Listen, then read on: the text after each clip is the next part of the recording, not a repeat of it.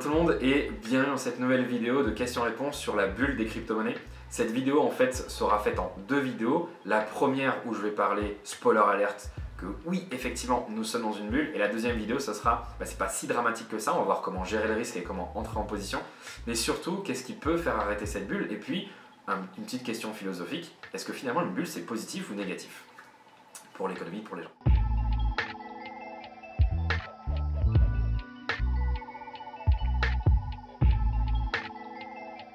Alors, première partie du coup, est-ce qu'on est dans une bulle? Oui. Je vois souvent sur les réseaux sociaux les anti-crypto qui disent que c'est une bulle et que la crypto c'est du vent, les pro-crypto qui disent qu'on n'est pas dans une bulle et que la crypto c'est le futur. On va aujourd'hui justement essayer d'éclaircir un peu les pensées de tout le monde. Qu'est-ce que c'est d'abord une bulle spéculative? Prenons l'exemple de quelqu'un qui fait des chaussures, et on est dans les années 2000, et il décide tout d'un coup de vendre des chaussures en ligne. Donc il crée son entreprise sur internet et il décide tout simplement de se faire lister sur les bourses et donc de lever de l'argent en disant moi je vends des chaussures, je fais 12 000 euros de chiffre d'affaires par an, je vais aller sur internet et je vais faire des millions d'euros de chiffre d'affaires par an. Du coup il attire les investisseurs qui investissent beaucoup d'argent dans son entreprise est du coup valorisée, donc cotée en bourse à plusieurs millions, on n'a qu'à dire 4 millions de dollars, mais aujourd'hui son entreprise ne génère que 12 000 dollars par an. Mais c'est ça qu'on appelle une bulle.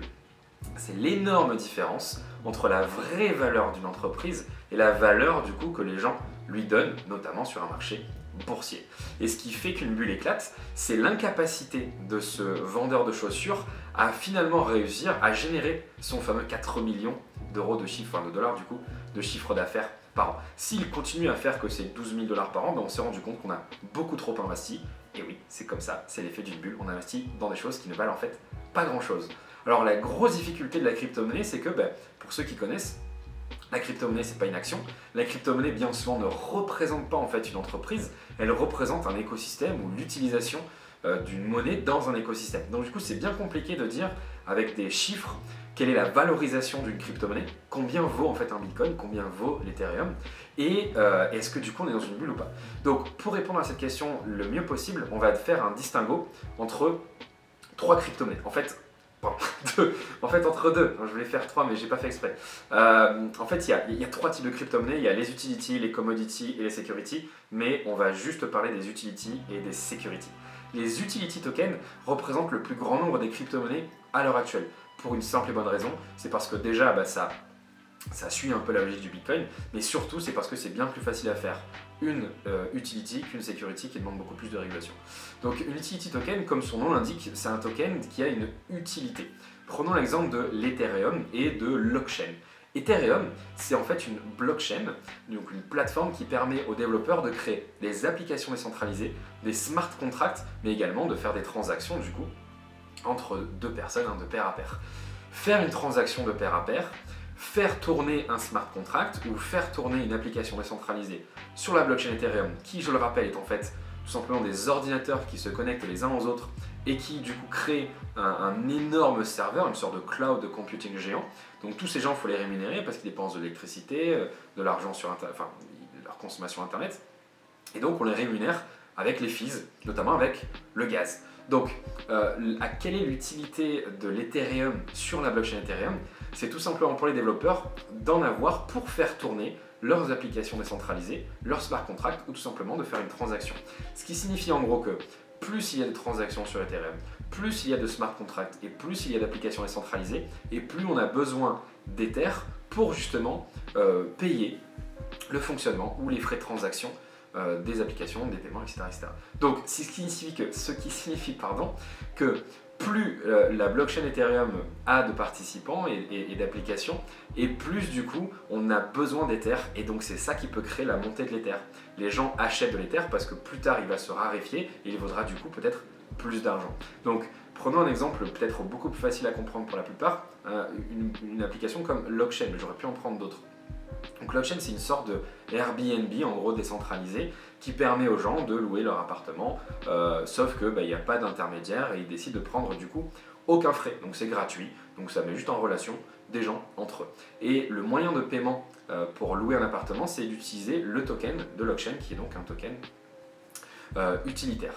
Ce qui veut dire que plus il y a de demandes, plus ce site sera utilisé et plus on va avoir besoin de ce token pour payer. Si tout d'un coup il y a 10 000 personnes qui ont une demande pour, qui louent 10 000 appartements, il va falloir avoir ces tokens pour payer ces appartements. Et si on ne les a pas, il faut les acheter. Si on les achète, c'est qu'il y a des vendeurs qui vont peut-être nous les faire payer un peu plus cher.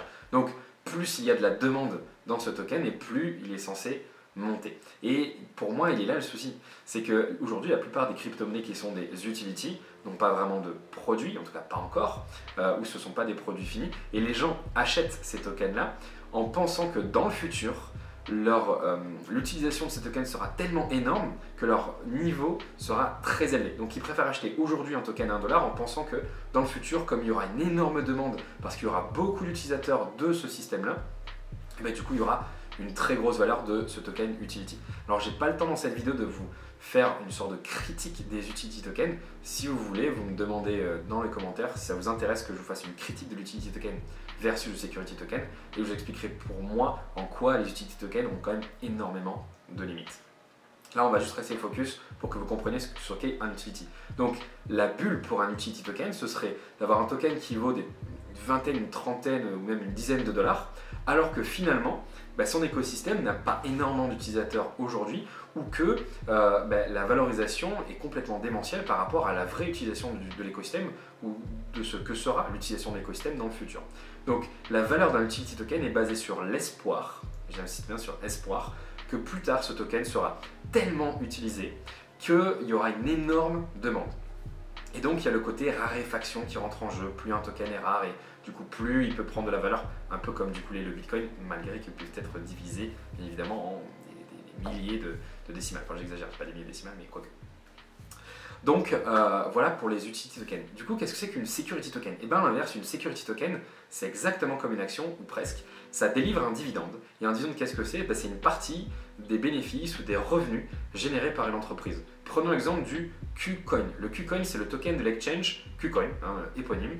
Et donc, lorsque vous passez une transaction sur l'exchange KuCoin, KuCoin prend des fees, donc des commissions, et ensuite il reverse la moitié de ces commissions à tous ceux qui ont des tokens, bien évidemment répartis équitablement en fonction du nombre de tokens que vous avez. Donc plus vous avez de tokens KuCoin, et plus KuCoin fait de volume, et plus vous touchez de l'argent. Alors comment est-ce qu'on voit si on est dans une bulle par rapport au token qui délivre un dividende? C'est tout simple, on regarde quel est aujourd'hui le dividende que délivre le KuCoin, et on regarde quel est son niveau sur les marchés. Donc aujourd'hui, le KuCoin délivre entre 1 et 1,5$ par jour de dividendes. Et la valorisation du KuCoin, c'est entre 7 et 10$, ça change tout le temps, donc on va dire 10$, comme ça ce sera plus simple. Ce qui veut dire que si j'achète pour aujourd'hui 10 000$ de KuCoin, j'obtiendrai 1000 KuCoin. Et comme le KuCoin, KuCoin, et 1000 KuCoin aujourd'hui ça délivre 1$. Je me suis un peu emmêlé dans la vidéo, je vais dire que 1000 KuCoin délivrent aujourd'hui 1$.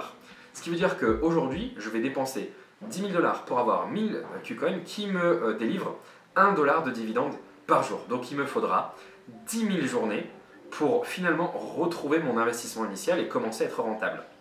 Alors bien évidemment, si entre-temps l'exchange, ses commissions explosent parce qu'il y a beaucoup plus d'utilisateurs, imaginons que demain il y a 10 fois plus de volume sur la plateforme, du coup il y aura 10 fois plus de dividendes et donc ce ne sera pas 1$ par jour que je pourrai gagner avec mes 1000 KuCoin. Alors j'ai pris l'exemple de 1000 parce que j'en ai 1000, donc je connais les chiffres, mais je gagnerai 10$ par jour. Donc si j'achète le KuCoin aujourd'hui, et si j'en veux 1000 des KuCoin, il faudra que je débourse 10 000$ et chaque jour je gagnerai 10$, ce qui fait que finalement en 1000 petites journées, même pas 3 ans, j'aurai remboursé mon investissement et ensuite ce sera une rente à vie que je gagnerai. C'est quand même génial les tokens qui délivrent un dividende. Pour moi il n'y a pas mieux. Bref, mais aujourd'hui c'est pas le cas. Aujourd'hui il faut 10 000 journées. Ce qui fait que tous les gens qui achètent du KuCoin aujourd'hui à 10$ spéculent énormément sur le fait que le KuCoin deviendra l'un des exchanges leaders de son marché et qui du coup générera 10 à 20 fois plus de commissions, donc de volume qu'aujourd'hui. C'est le pari que j'ai pris également. Moi j'ai fait un pari là-dessus, vu leur politique, et puis j'aime bien finalement ce petit projet. Donc j'ai mis des billes dedans parce que je pense qu'effectivement les volumes pourront être en constante augmentation malgré les risques de régulation, etc. Au contraire, je pense que la régulation va assainir tout ça et que les exchanges sérieux vont rester et vont pouvoir du coup continuer à grossir en volume. Donc c'est le pari que j'ai fait. Mais le KuCoin, à un moment donné, il a valu 30$. C'est-à-dire qu'à 30$, il aurait fallu 30 000 jours pour pouvoir retrouver son investissement vu les niveaux aujourd'hui de paiement de dividendes. 30 000 jours, je ne sais pas si vous vous rendez compte, 10 000 jours c'est à peu près 15-20 ans je crois. Donc 30 000 jours c'est une soixantaine d'années. Donc c'est ça en gros, c'est pour ça qu'on est dans une bulle. C'est que les niveaux aujourd'hui des utility tokens sont basés sur l'espoir que ces tokens seront énormément utilisés dans le futur. Et pourtant un utility token, c'est pas très pratique parce qu'un utility token, vous pouvez pas l'utiliser sur d'autres blockchains. Par exemple les tokens de blockchain, je peux pas les utiliser pour, je sais pas, pour payer mon gaz pour un smart contract ou quelle que soit la blockchain, Ethereum, ADA, enfin Cardano, peu importe. Je peux pas non plus l'utiliser pour payer sur Binance mes frais de transaction. Non, je peux l'utiliser que dans l'écosystème fermé de blockchain. Donc du coup, intérêt quand même relativement limité. Donc voilà pourquoi est-ce qu'on est dans une bulle. C'est parce que les niveaux des utility tokens sont à des années-lumière de ce qu'ils devraient être et de ce qu'ils pourraient être dans le futur. Et le niveau des security tokens, de même.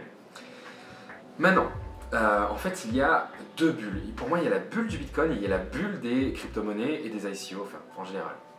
La bulle du Bitcoin est très simple à comprendre et vous allez la comprendre en 2 minutes. En décembre dernier, on était à combien? On était à 7, 8 000, 9 000. Quand on est arrivé au niveau des 10 000 $, il y avait deux possibilités. Soit les gens allaient dire « Waouh, chiffre rond, je vends par peur que les autres vendent hein, », psychologie des marchés. Soit, si les 10 000 $ sont cassés, les articles de journaux du monde entier titreraient « Waouh, le Bitcoin est à plus de 10 000 $» et Jean-Pierre Pernaut en parlerait, d'ailleurs c'est ce qui s'est passé, les médias en fait du monde entier en parleront.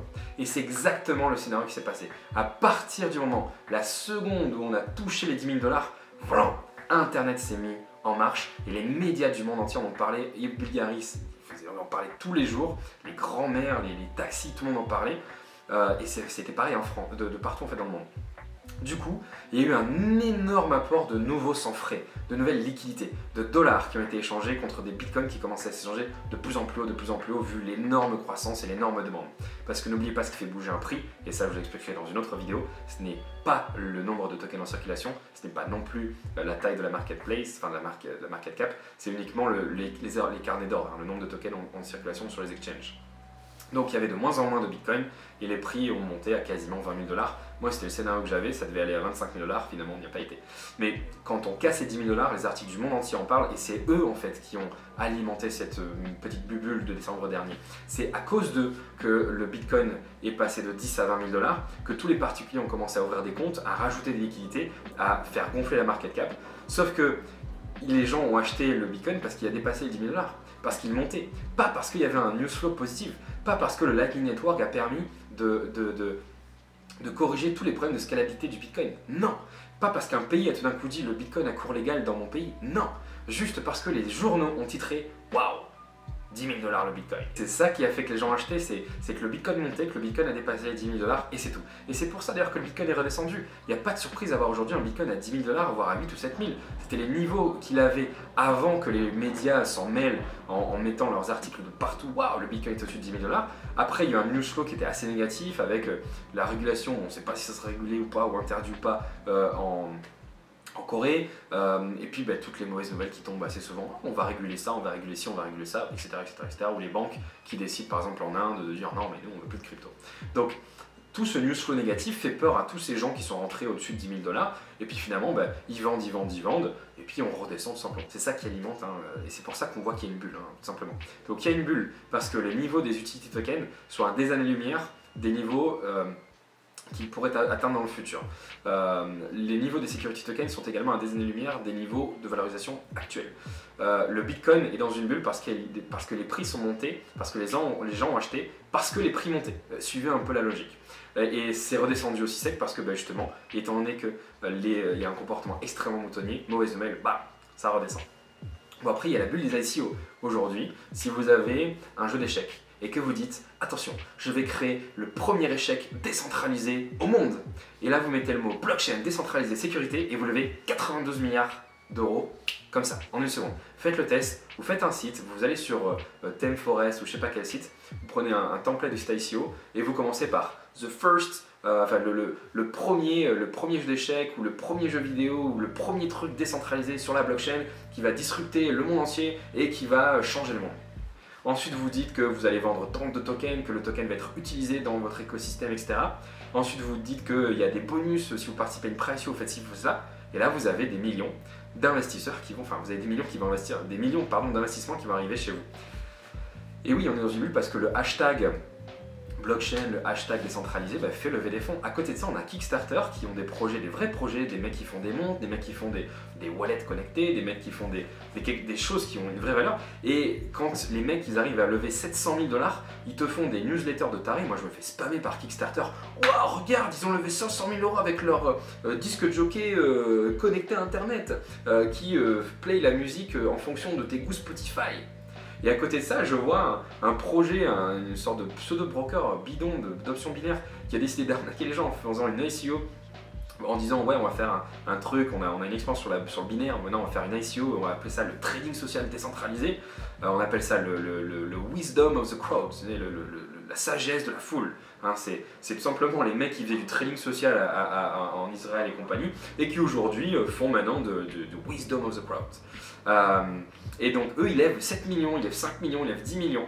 Tout ça pourquoi? Parce que y a le mot blockchain dedans et puis c'est tout. Bon, aussi parce que les gens sont putain de riches. Je veux dire, les gens qui ont mis de l'argent sur l'Ethereum, le Bitcoin en début d'année 2007, ils ont tellement d'argent qu'aujourd'hui ils investissent. C'est ça aussi qui entretient la bulle des ICO. C'est des gens qui ont beaucoup d'argent à blanchir parce que, enfin, pas à blanchir, mais à pas vouloir déclarer parce que le mettre à la banque, à quoi ça va servir, l'État va pouvoir le ponctionner. Non, je préfère investir dans des projets futurs qui vont me rapporter encore plus d'argent. Donc voilà pourquoi on est dans une bulle. J'espère que vous avez bien compris qu'il y a une bulle sur les ICO, il y a une bulle sur le Bitcoin, il y a une bulle sur les utility tokens, il y a une bulle sur les security tokens.